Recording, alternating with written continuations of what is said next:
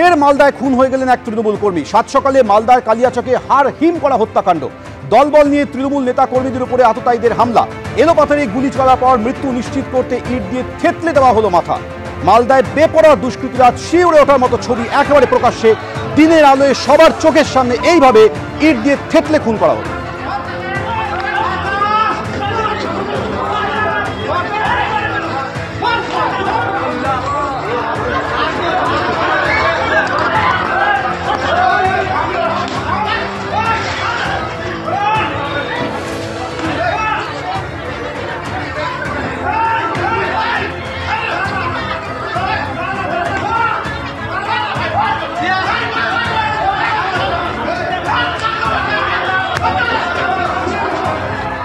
আমাদের সঙ্গে এই মুহূর্তে সরাসরি রয়েছে আমাদের প্রতিনিধি করুণাময় সিংহ। করুণাময়, এই ভয়াবহ ঘটনার পর এখনো পর্যন্ত কাউকে আটক বা গ্রেপ্তার করলো পুলিশ?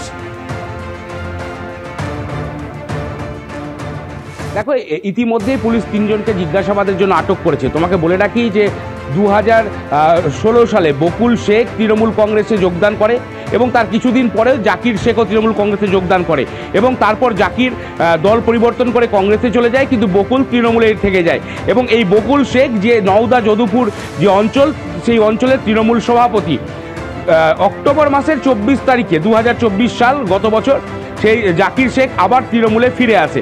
মূলত গণ্ডগোলটা কী নিয়ে? মূলত গণ্ডগোল হচ্ছে এই দুজনের মধ্যে যে নওদা যদুপুর যে গ্রাম পঞ্চায়েত, সেই গ্রাম পঞ্চায়েতের প্রধানের নিয়ন্ত্রণ কার হাতে থাকবে। এই যে পুরো এলাকা, এই নওদা যদুপুর এলাকা, সেই এলাকা কার দখলে থাকবে, এই নিয়েই মূলত বিবাদ। এর আগেও 2016 সালে কিন্তু এই ধরনের বিবাদ দেখা গেছিলো, পরবর্তী সময়ে বিবাদ হয়। মাঝখানে কিছুদিন বন্ধ থাকলেও পুনরায় কিন্তু সেই বিবাদ মাথাচাড়া দেয়।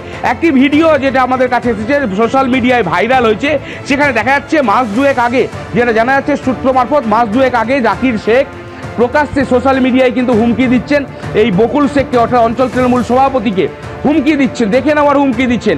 সেই ভিডিও সোশ্যাল মিডিয়াতে ভাইরাল হওয়ার পরেও কিন্তু পুলিশের তরফ থেকে কোনো রকম পদক্ষেপ হয়নি বলে স্থানীয়রা অভিযোগ করছেন। রাজনৈতিক দলের তরফ থেকেও অভিযোগ করা হচ্ছে। এবং তোমাকে বলে রাখি, এই মুহূর্তে বকুল শেখ মালদা মেডিকেল কলেজ হাসপাতালে চিকিৎসাধীন অবস্থায় রয়েছেন এবং চিকিৎসকরা জানাচ্ছেন অত্যন্ত ক্রিটিক্যাল অবস্থায় রয়েছেন তিনি।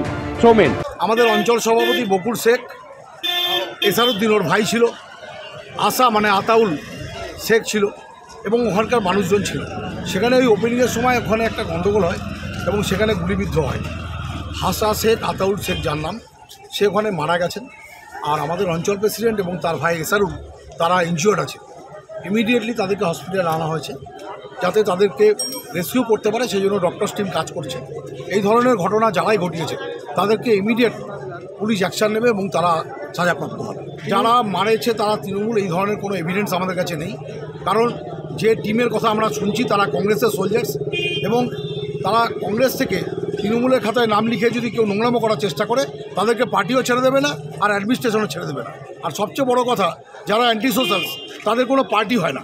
তারা এই অ্যান্টি সোশ্যাল অ্যাক্টিভিটিস করার জন্য কোনো দলের পতাকা ব্যবহার করে তারা যে ছাড় পেয়ে যাবে, এই বাংলায় মুখ্যমন্ত্রী মমতা বন্দ্যোপাধ্যায়ের রাজত্বে এই ধরনের সম্ভব না।